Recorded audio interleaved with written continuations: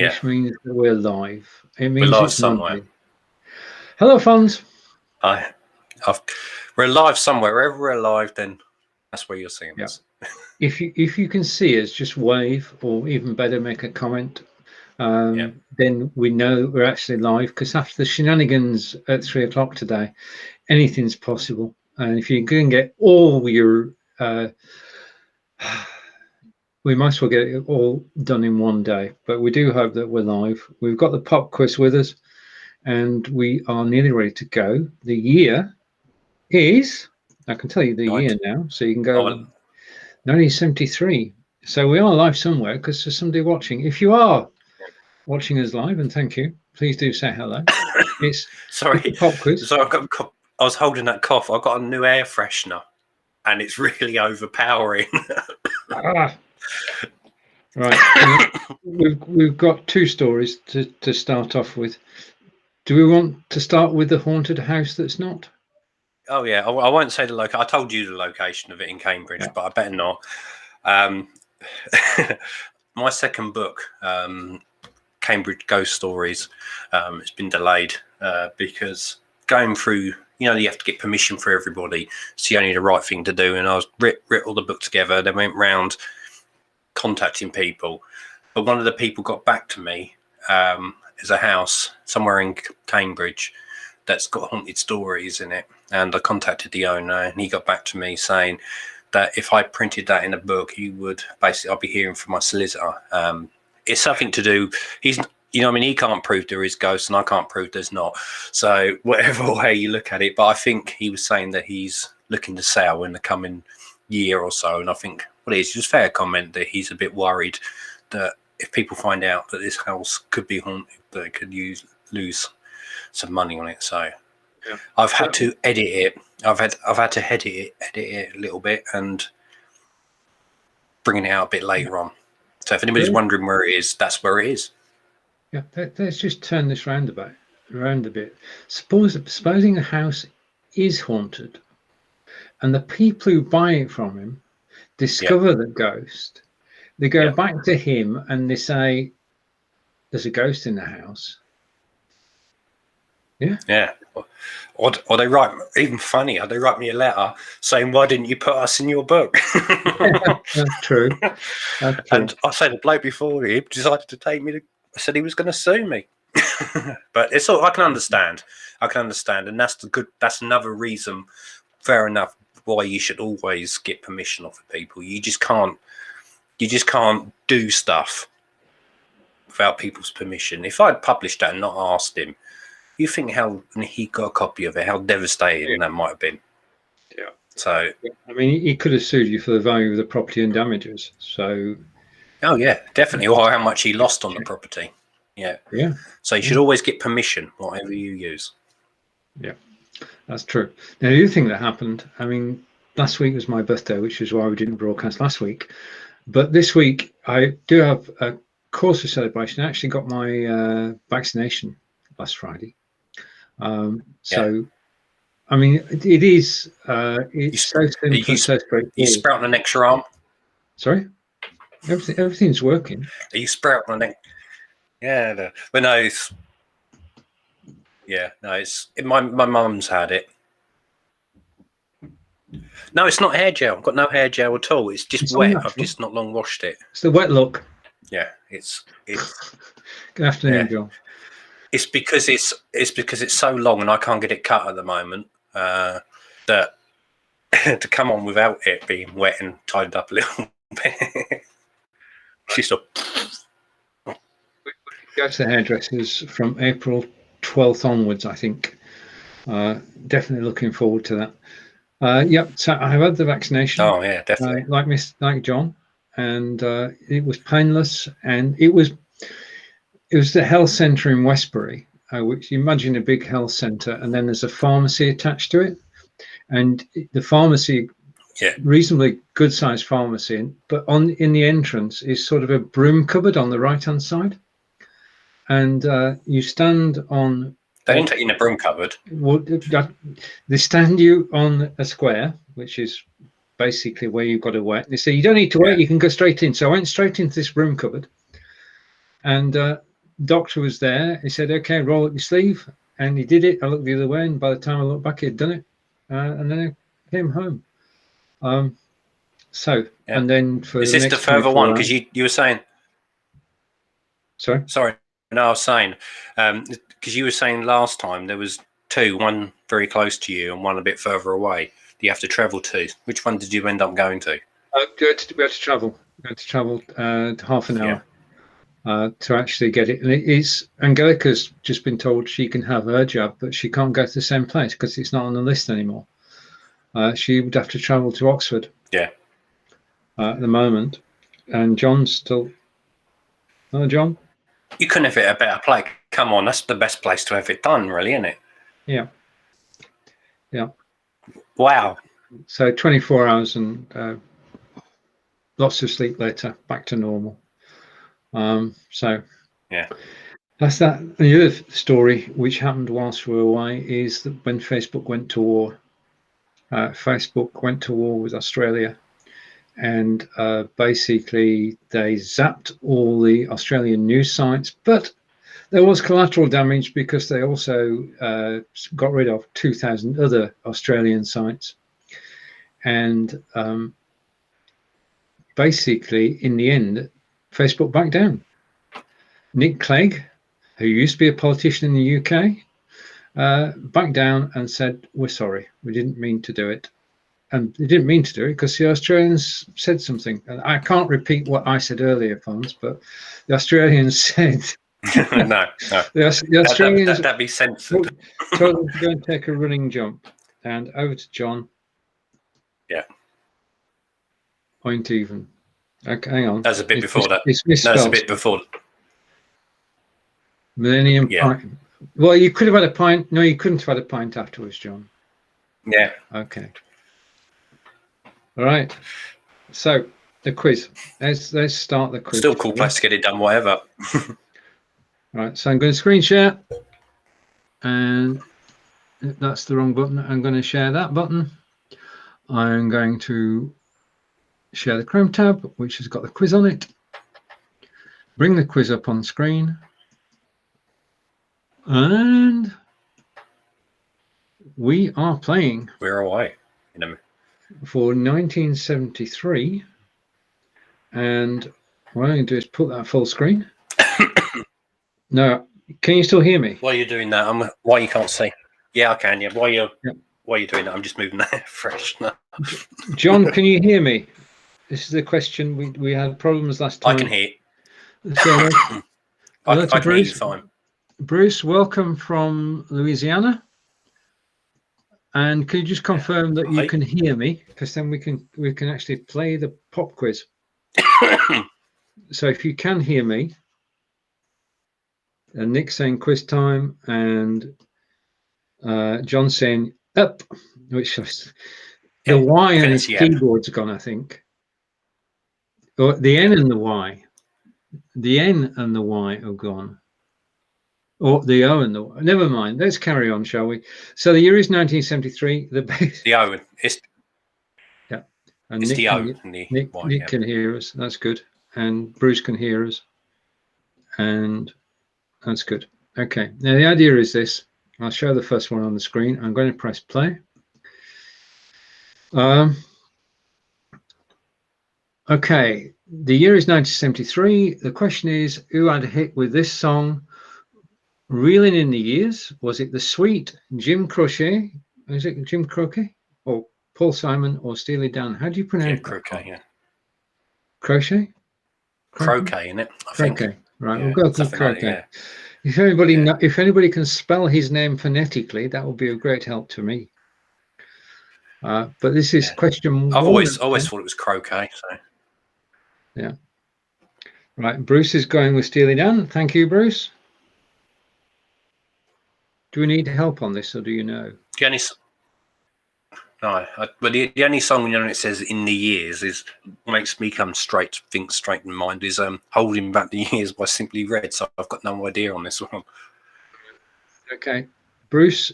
We're waiting. We do know there's a 20-30-second delay between what we say and what you hear, so we're going to allow that time for you to answer. fact, we could actually bring in the countdown clock next time. Okay, and Nick is saying... Do you know, look at it. Yeah, sorry.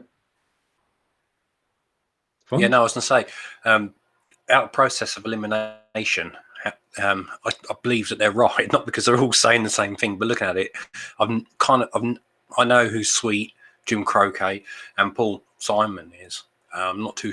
I've heard of Steely Dan, but none of their stuff really. But I've heard all the others, and I've never heard them sing a song called Reelin in years. So that process of that elimination, I'm also saying Steely Dan.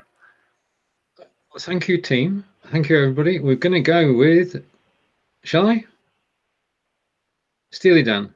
Yeah, go for it. Correct. Well played, everyone. Right, okay. This is one. Even I can answer this one. The Jean Genie, was it Stevie Wonder, David Bowie, Charlie Rich, or The Sweet? Jean Genie.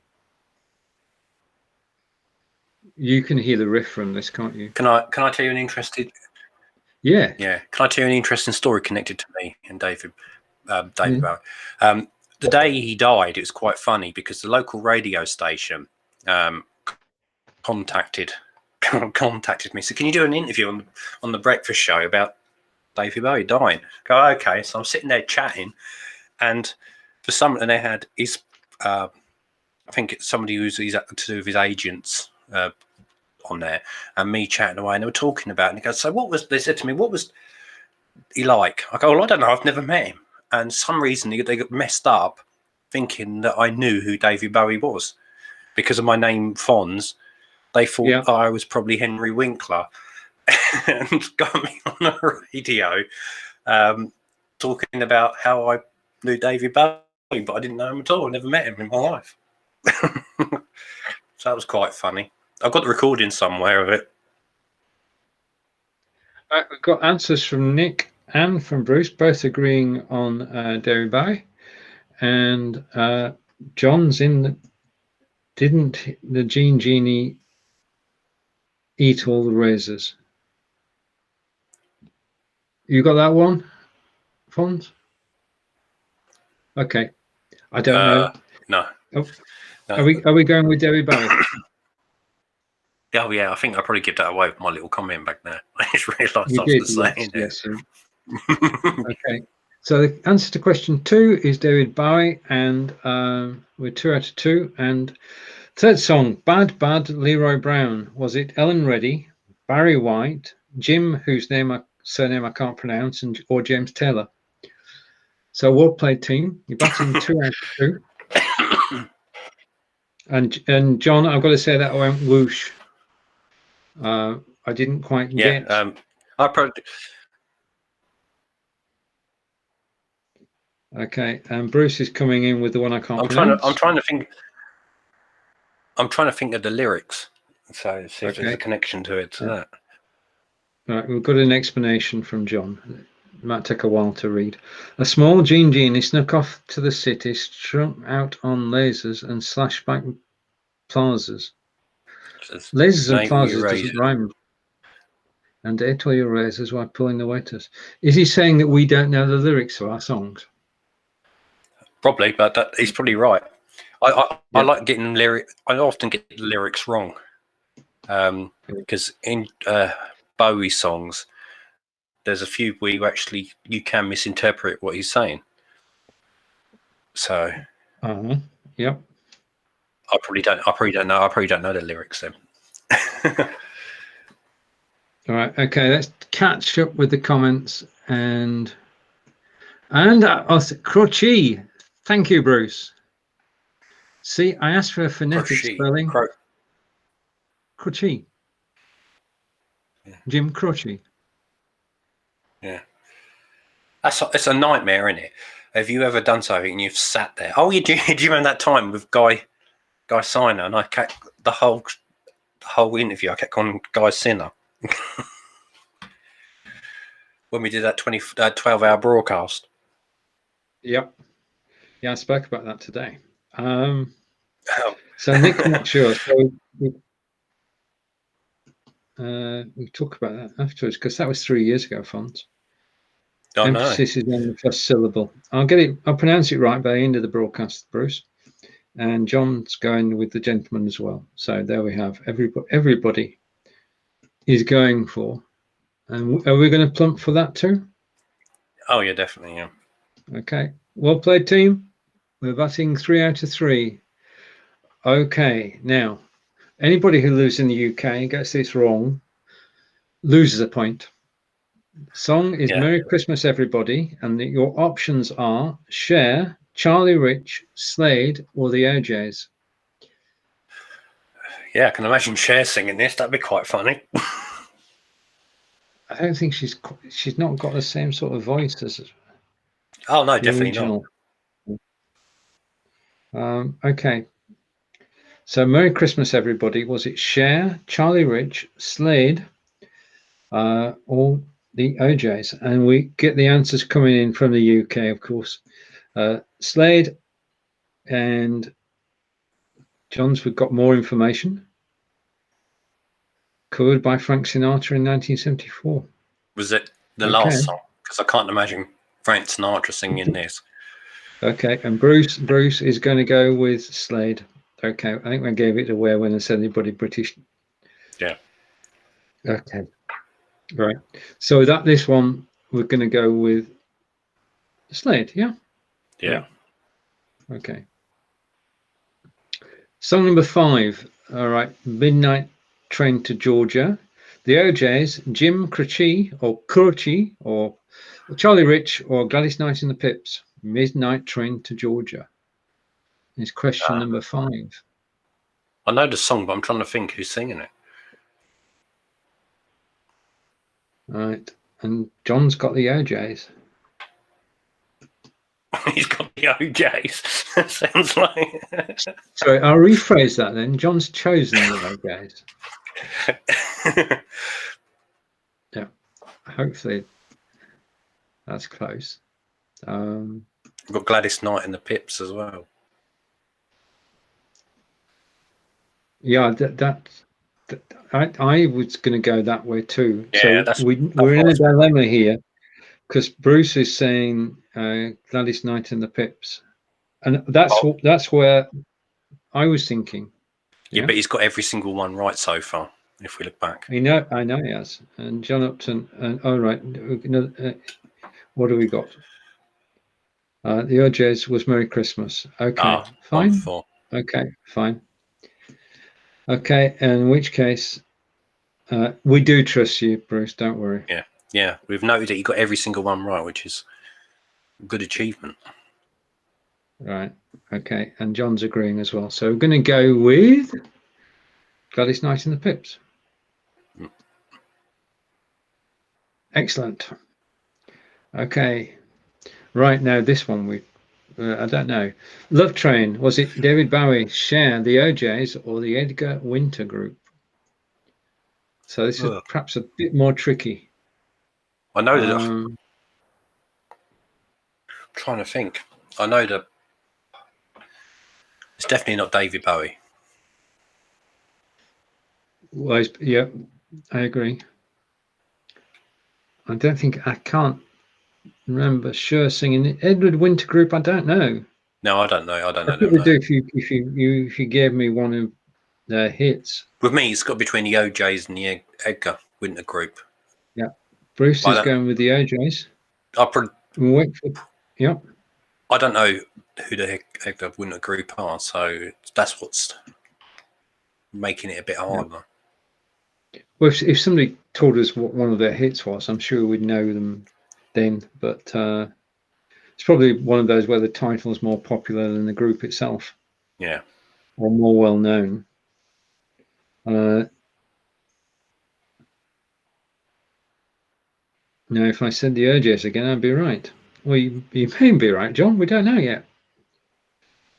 Okay.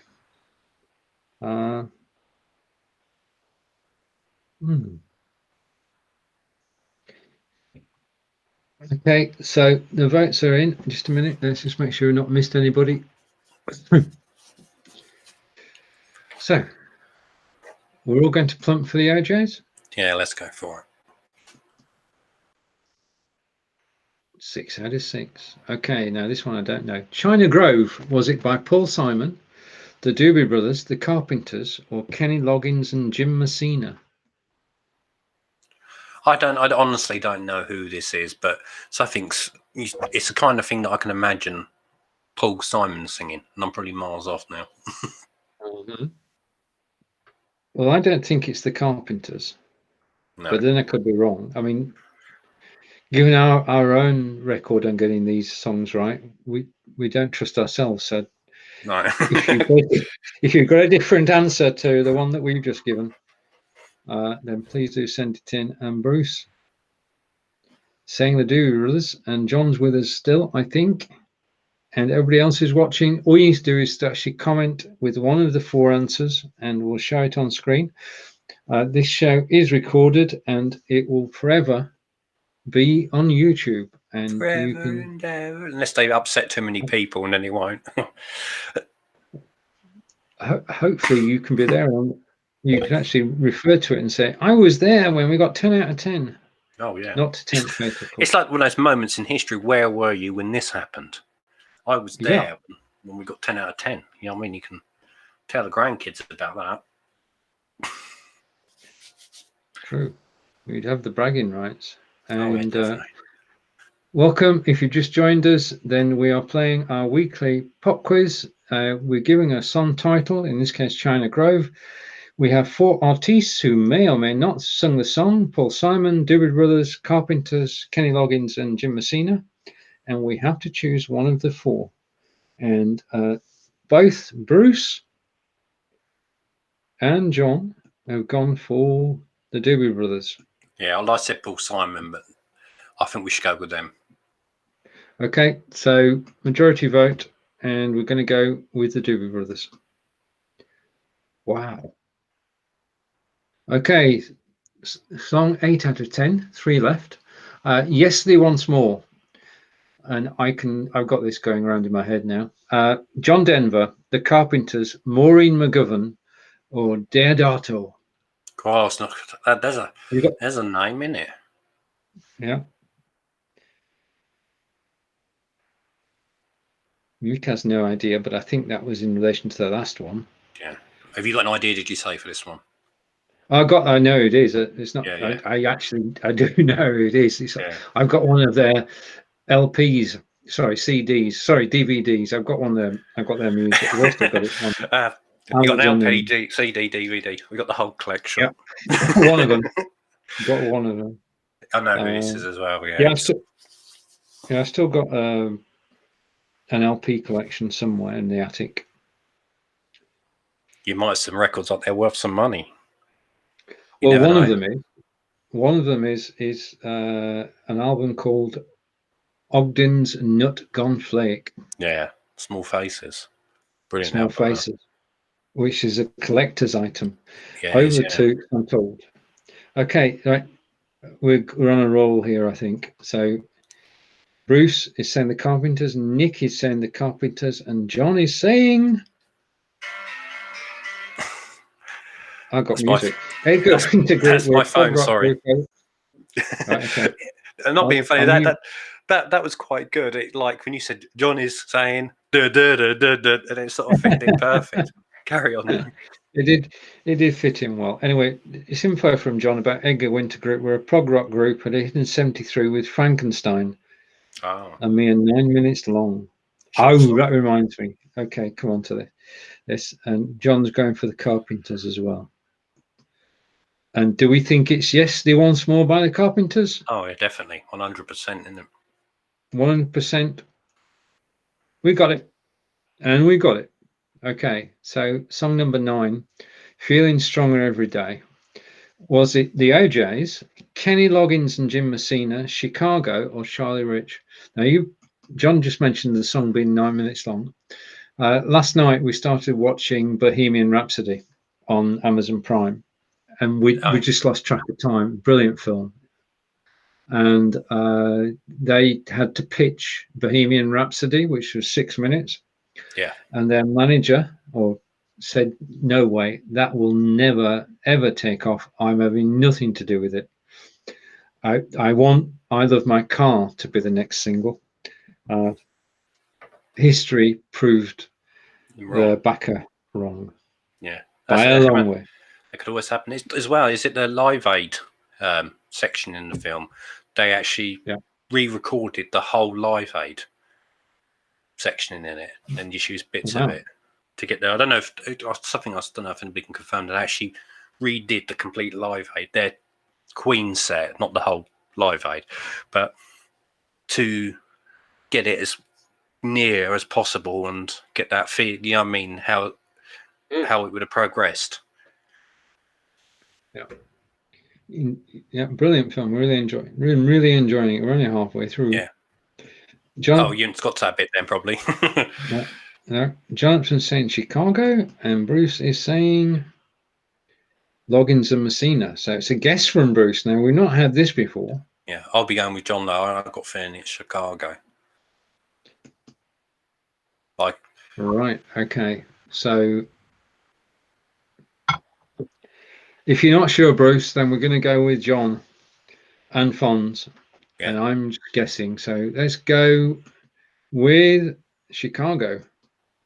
Well done, John. See, this is where the teamwork comes in. Yeah, spooky. It's that 9-minute song. I've got no idea who this is. Alert. Okay.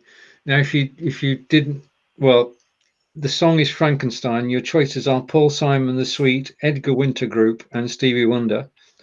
And if you saw John's comment from a few moments ago, he is not only does he know the answer, but he's psychic.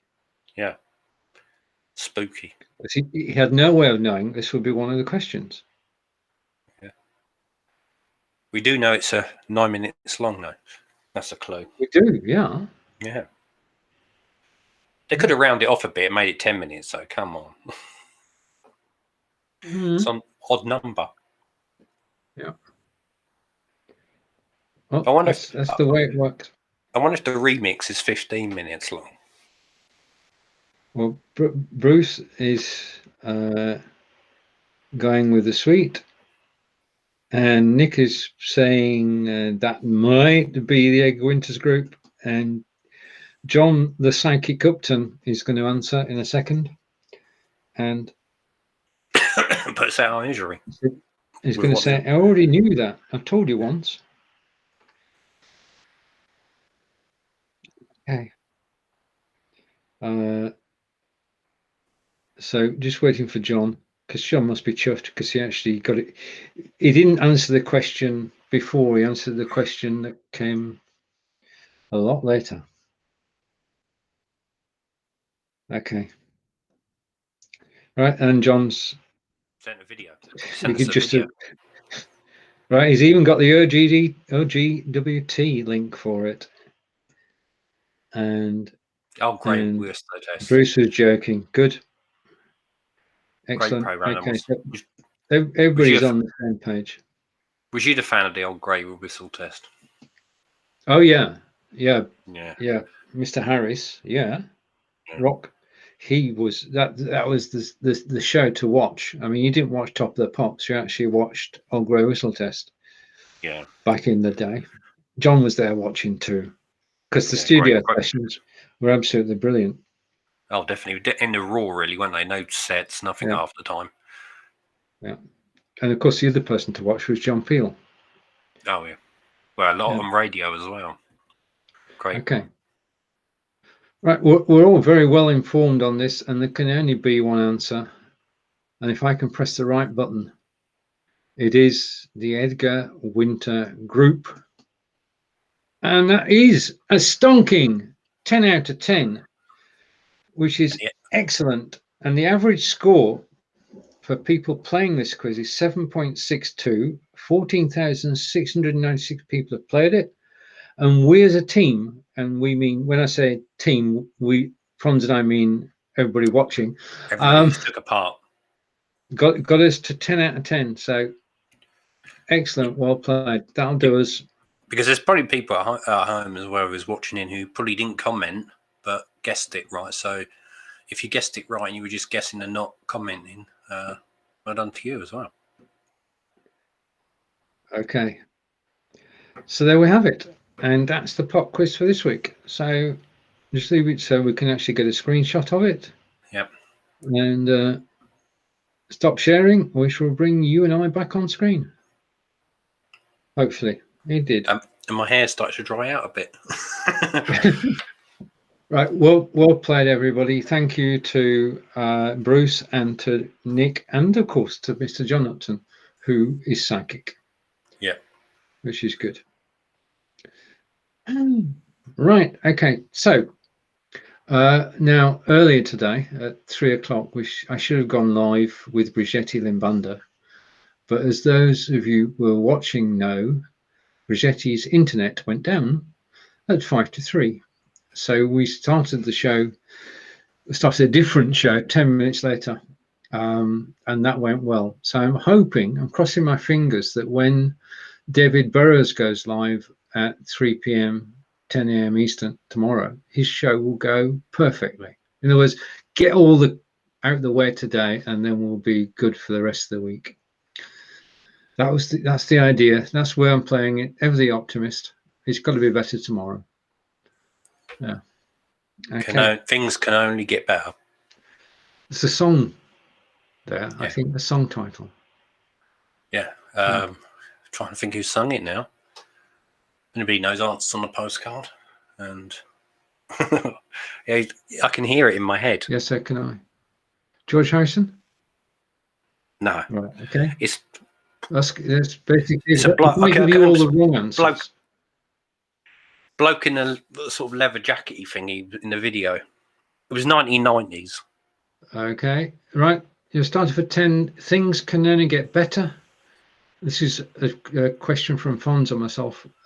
Who sang the song? If that's not the title, but is part of the lyrics, then you get an extra bonus point. Basil? Yeah. All right. Okay. And John is coming in. Oh, we've gone on. D-Ream. Yeah, it is. Okay, Yeah. there you are. He's right. He comes back. And Dr. Brian Cox, D-Ream. Yeah, it all comes back. As soon as you see the name, it all comes back to you, doesn't it? It does. Yeah, connections are made. Yeah, yeah. See, we have very knowledgeable people watching, which is fortunate, really, because, yeah. I've just noticed as well. I've just noticed their name as well. It's a play on the word dream. It is, yes. Yep. Shows I wasn't paying attention in my youth. Okay. All good. Right. In our normal tradition, we haven't prepared anything for this show, but if you have any questions, if you'd like us to talk about anything, if you'd like to join us on camera, hopefully I can put this link in. You're more than welcome to join us. And if the link comes through, all well and good. I can tell you another funny story about a song. I mean, do you know the Shaman, the group, the Shaman? Mm-hmm. Yeah. Ever heard of them? There's a song called Ebenezer Good. And I remember in the 90s when I was a bit younger, that young family member was around. And I thought the song was cool. And when you're like in the early 90s and you're a bit naive, you don't know what the lyrics about. And I was getting this kid to go around going, he's good, Ebenezer Good. And I remember his mum getting very upset and telling me that, why am I teaching him that? And it's only in recent years actually that I know what they're trying to say in the song. Okay. It wasn't that. Okay. So if you want to join on camera, just press that link. I can understand Nick having a relax now because Nick was on the broadcast earlier. Okay. So where do we go from here? Well, don't know. What have you got plans for? We always like to know what you've got plans for dinner tonight. All right, it's chicken roast tonight. Oh. So chicken, roast potatoes, cauliflower, and carrots is on the menu tonight. And I start cooking as soon as I finish this broadcast. You can't beat a chicken roast, can you? No, you Chicken's can't. always- You can't. I've got it all sussed, all worked out. Alexa helps cooking because I put the chicken in and I work out when there's going to be 55 minutes left, and I put the timer on Alexa, and she warns me that I've got to go and put the roast potatoes in, and then 20 minutes later put the veg in. So cooking with Alexa is the way a that handy I device go. for things. Um, Roast potatoes. How do you do your roast potatoes? Because people like them in certain ways. How do you prefer yours? mine totally by accident. They are peeled, brushed with oil, and cooked for 55 minutes at 190 or 200 degrees. All right. Okay. And yes, Nick's relaxing, feet up, smoking jacket and slippers on. Aha. Okay. Don't blame you. Aha! Oh dear, that's Yeah. I'm a bit the same. I don't know, like saying, you know, like the old smoking jackets people used to when they used to go indoors, relax in their old smoking jackets. I haven't got a smoking jacket because I don't smoke unless I'm on fire. Right. But Okay. I like what I've got, and people think I'm a bit weird, but that's because I am weird. That I have clothes for when I go out, and when I come back, I get changed into clothes for when I'm at home, because I have two. Because if I wear the clothes when I go out at home, I can't sit down and watch TV because I feel I'm in my outside clothes. So I've got two. So sometimes people see me in like one lot of clothes and see me in another lot of clothes and think, like, but people said that's a bit weird, but that's me. John's it's electric cooker. Then it's an electric oven, but a gas hob. Okay. So it's electric gas cooker.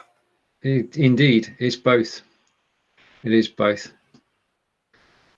Last week, I think it was Tuesday, the central heating boiler gave off a warning light, and that's the time you panic because the week before it was freezing. So it was safety first. It was switched off, and Angelica rang central heating guy, plumber, and said, "Can you come around tomorrow and have a look?" And he said, "Yeah, we'll try and fit you in. We're busy, but we'll try and fit you in." And honest, he turned up at 11 o'clock. Angelica opened the door and he said, "Surprise!" because he managed to get so early and he sorted it out. Yeah. And we got the heating back on the same day, which was good. Over to John again. Yeah, it's like gas mark 6 in it, or gas mark 5. All right. Okay. Gas oven people talking numbers. Do you know I learned about gas oven numbers by watching Blue Peter? Yeah.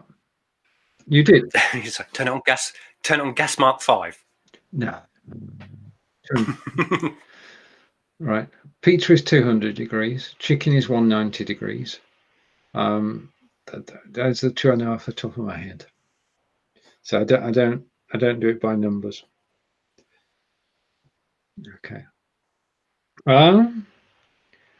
Right. Okay. I'm still recovering from the broadcast earlier. So my mind is a bit. Yeah, you were saying earlier that you mentioned about me getting Guy Signer's name wrong. So you mentioned it today. It's a bit weird I mentioned that as well. Oh, the charity event. Yeah. Well, it was 3 years ago. And you said to me, shall we have a live event? Just sort of 12 hours. And charity, for the cancer charity. And I remember it with good memories because the founder of the charity opened the 12 hours and closed the 12 hours, didn't he? Yes. Sadly, the year after he passed away, but he's left a legacy. Great guy. So he's left a legacy, and hopefully we got awareness out a bit more for fight bladder cancer for him. But they're carrying on his good work. Yeah, the money was raised, and everybody who was involved with the charity got the chance to come on camera, and your friends joined on camera as well, and you did a 12-hour broadcast. All I had to do was sit in the background, stay awake. That's still a lot of work though, working in the background. Just because you're in the background don't mean that it's not work. So it's good team effort there with that. Yeah. I have done a 24-hour radio broadcast before, and the funny thing is about that, and the same with the 12-hour broadcast, at the end of it all, as you're building up to the end, because I think after a certain period you sort of go numb, and you just go, and when you get to the end, I could do another 12 hours. And when I did 24 hours, I was like, at the end of it all, I could do another 24 hours after drinking so many cups of coffee. I remember going home and being in bed for the rest of the day, thinking, no, I'm glad I didn't do another 24 hours. Yeah. And John's going cooking. I did a beef joint in the slow cooker yesterday for about 10 hours instead of the beef falling apart. Oh, right. Okay. Hang on. I've got to get closer to the screen. I did a beef joint in a slow cooker yesterday for 10 hours instead of falling apart soft as a recipe. It was chewy, to say the least. Yeah. I mean, slow cookers are an art. And yeah, a lot of things got to be just right for a slow cooker, whereas an oven, you just put it in the oven for the time. You know. I mean, the thing is that if you go to, as John will know, if you go to Aldi and Lidl, they don't put cooking times on some of the meat joints. They assume that you already know. So at that point, you go off to Google. And, I thought it was a necessity, or like on when you buy something, that they have to tell you how long it has to cook. I've never known. No, not in German supermarkets. They don't. If it's a chicken, fair enough, they'll tell you on a chicken, but they don't tell you on pork joints or beef joints. Strangely enough. Well, it makes sense. It's sort of like saying that you must be clever enough to realise how long this goes in the oven by now. So it's fair enough, yeah. Like, if you don't know, really, do we have to tell you? Really? Now, how many houses have you burned down? The other thing that's happened in the last 2 weeks is that we now have our Prime Minister has given us a roadmap to getting back to near normal. John discovered that the timings are the inside of the label. That would be good, John, if they weren't a bit bigger than that. Yeah, like that. Oh, yeah, that would be good. Okay, thank you, John. I will say some of these packets that you get now, like you were saying, the inside, because some fold open, don't they? And you can, this big long piece of paper tells you all about it. You write some of the lettering on it, so tiny, you need a magnifying glass to read it. True. Tell me about it. Holding things up against the light so you can read them. I'm putting things on the reverse of a meat label. Why not? Yeah. It's not. It gets all soggy. Yeah. If you said on the front label, 2 hours, 1 hour 55 minutes cooking time, 2 hours 155, then that would be good. And John's coming up with, I have to put my reading glasses on to see. Yeah. I know whereof you speak. Yeah, it's right at the end.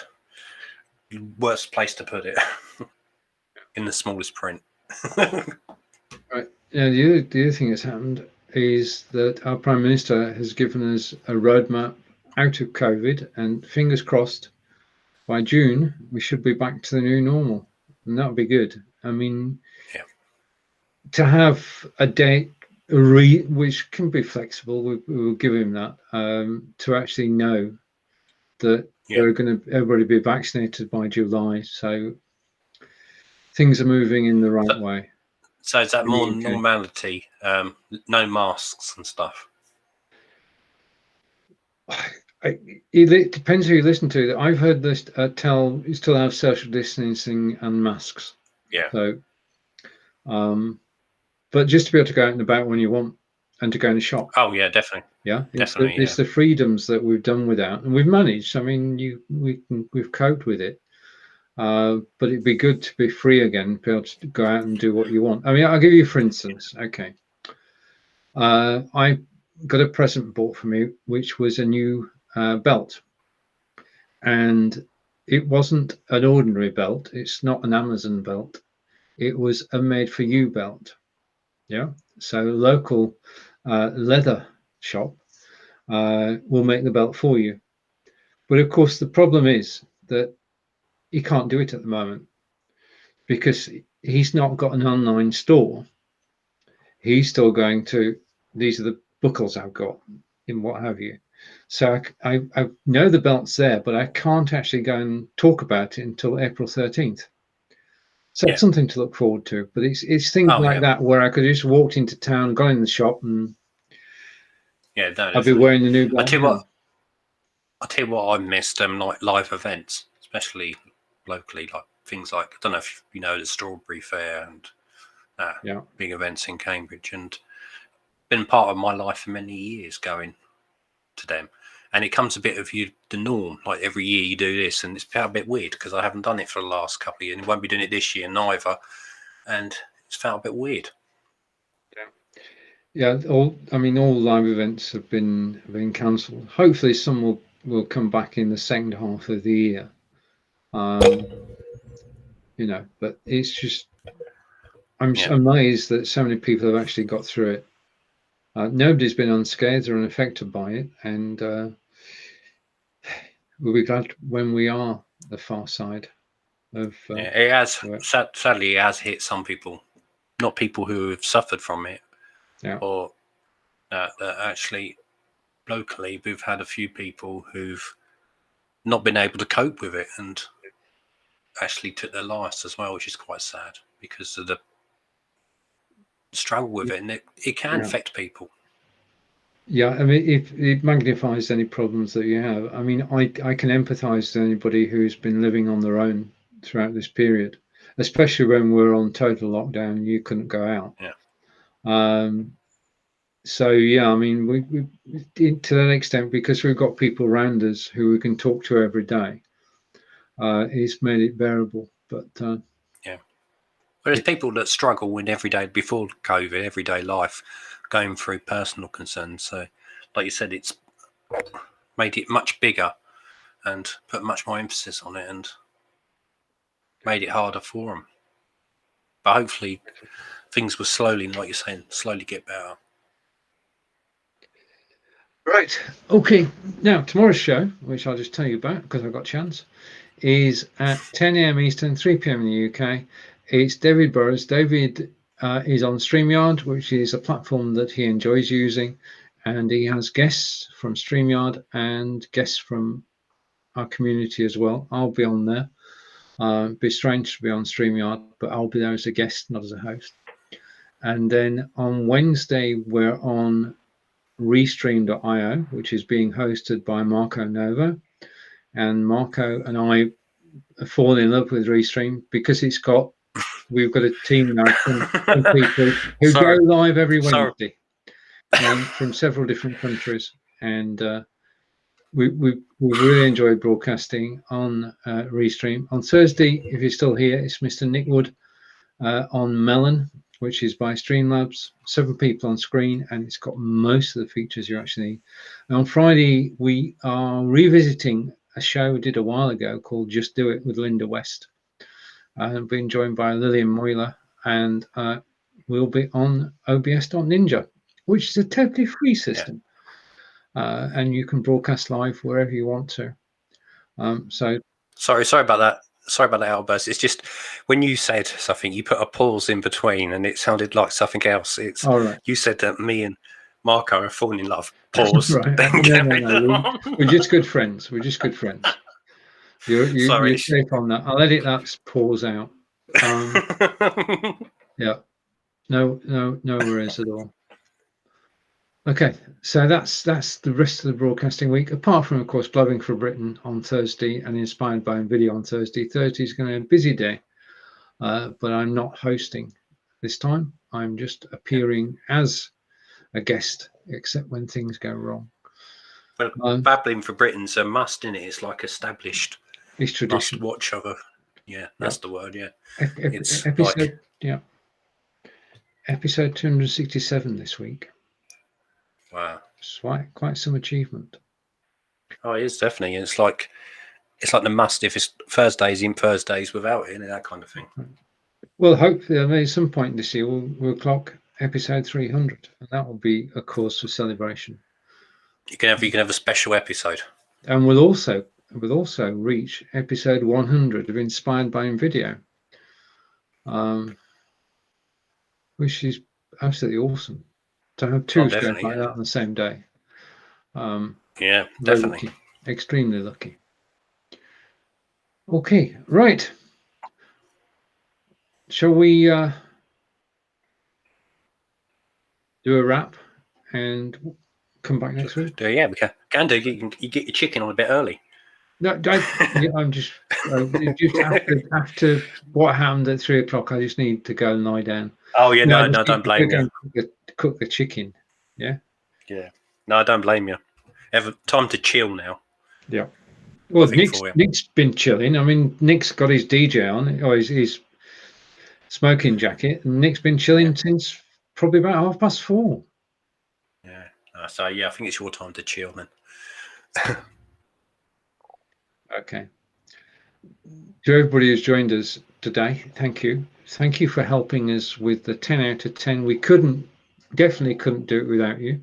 Fonz and I will be back with you at 12 p.m. Eastern, 5 p.m. in the UK next Monday. Until then, take care. Have a good week. And thank you for watching. Bye.